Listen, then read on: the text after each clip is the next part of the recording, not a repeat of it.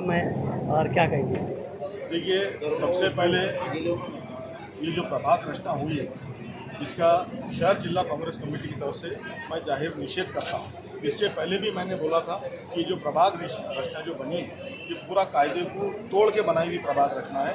इसे शहर कांग्रेस कमेटी सबसे पहले इसका निषेध करती है, क्योंकि ये प्रभात रचना बनते टाइम पे उन्होंने पूरे नेचुरल बाउंड्रीज जो नेचुरल बाउंड्री जो इलेक्शन कमीशन ने बताया था उसको तोड़ के इन्होंने इस तरीके से बनाए हैं। आज यहाँ पे अगर आप प्रभाग की बाउंड्रीज देखने जाएंगे तो बाउंड्रीज मिल नहीं रही है।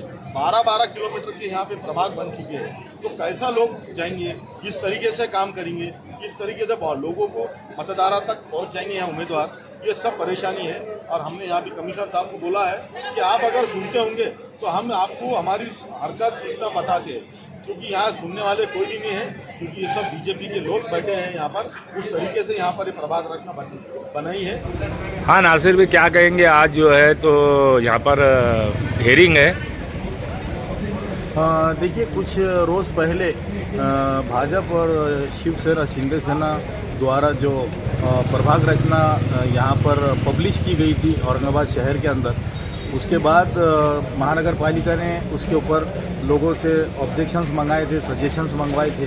तो आज उसकी हियरिंग जो तो कमिश्नर साहब के अंडर में जो यहाँ पर हुई है, सबसे पहले तो मैं समझता हूँ कि एक फॉर्मेलिटी थी जो उन्होंने पूरी की है। उम्मीद तो कुछ होने की हमको लग नहीं रही है, क्योंकि ये ऑलरेडी डिसाइडेड है और नक्शा गवर्नमेंट के हिसाब से नहीं बल्कि सत्ताधारियों के हिसाब से बना है। जो महाराष्ट्र अधिनियम है निवडणूक के, उसको बिल्कुल भी उन्होंने कहीं पे भी खातिर में नहीं लाते हुए जिस तरीके से बीजेपी और शिंदे सेना अपने वार्डों को सेव कर सकते थे और ज़्यादा से ज़्यादा सीटें निकाल सकते थे, वैसे उन्होंने वार्ड रचना की है। और कहीं पर जो तो जहाँ पे भी बीजेपी के और शिवसेना के वार्ड्स है उसको 38,000, 37,000 से 40,000 के अंदर रखे, और दूसरे जो वार्ड है अपोजिशंस के उनको डायरेक्ट 45-46,000 के किए हैं। वहीं पर नेशनल बाउंड्रीज जितनी भी है, चाहे वो डीपी प्लान के बड़े बड़े 100 फीट के रोड हो, 80 फीट के हो, 60 फीट के हो, उसको भी खातिर में नहीं लाया गया। वहीं पर मेरे एक मिसाल देता हूँ कि ये मैं जोन नंबर 3 में, मेरा प्रभाग नंबर 3 है, यहाँ पर फसील है एक 400 साल पुरानी, उसको भी क्रॉस करके जो है तो एक पॉकेट उठाया गया है 4,500 वोटों का, और वो जो है तो 7 नंबर में डाला गया, जबकि उसकी कोई आवश्यकता नहीं थी।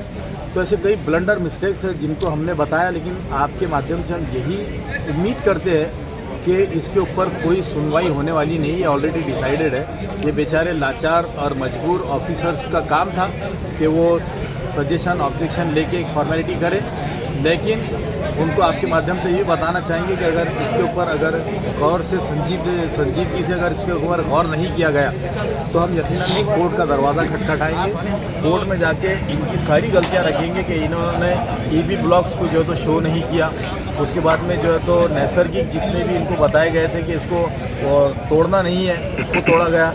दूसरी बात, उसके अंदर क्लियर रखा गया था कि कोई दाढ़ बस्ती है तो उसको 2 हिस्सों में तकसीम नहीं किया जा सकता है। सर, ऐसा पब्लिक में ऐसी चर्चा चल रही है कि ये जो वार्ड रचना जो हुई है इसमें जो है तो नगर सेवक जो है तो कम हो सकते हैं, तो इसमें आपको क्या लग रहा है? ऐसा हो सकता है क्या? हो सकता है, क्योंकि इन्होंने क्या किया है, कोई पॉपुलेटेड एरिया समझ लीजिए कि मुस्लिम और दलित इलाकों को इन्होंने टारगेट किया है। इसमें से जो वार्ड पूरा का पूरा बन रहा था उसमें से 4,000, 5,000 जो है तो उठा के उनके तरफ लेकर गए, जहाँ पे उनकी 30,000 की बस्ती है, वहाँ 5,000 तो कुछ काम करने वाले नहीं है। तो ऐसे 5-5 के कम से कम अगर उन्होंने 10 हिस्से भी किए तो कम से कम 4 से 5 नगर सेवक की जो है इसमें कम हो सकते हैं। ये प्री प्लान हो रहा है, और मैं समझता हूँ कि ये फिक्स है कि भाई भाजपा ने इनको बना के दी, शिंदे सेना ने बना के दी, और महानगर पालिका एक मुखौटा है और बस उनको एक काम करना है, ऐसा हमारा मानना है। ओके, चलिए।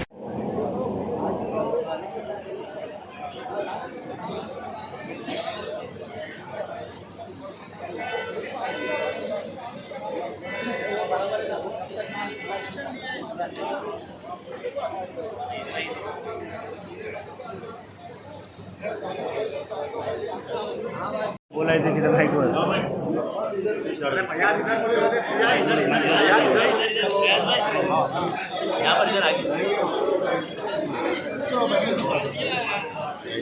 लोगों को समझाना पड़ेगा ये एक हमको काम जरूरी है और वो करना पड़ेगा, ये लोगों में अवेयरनेस लाना पड़ेगा।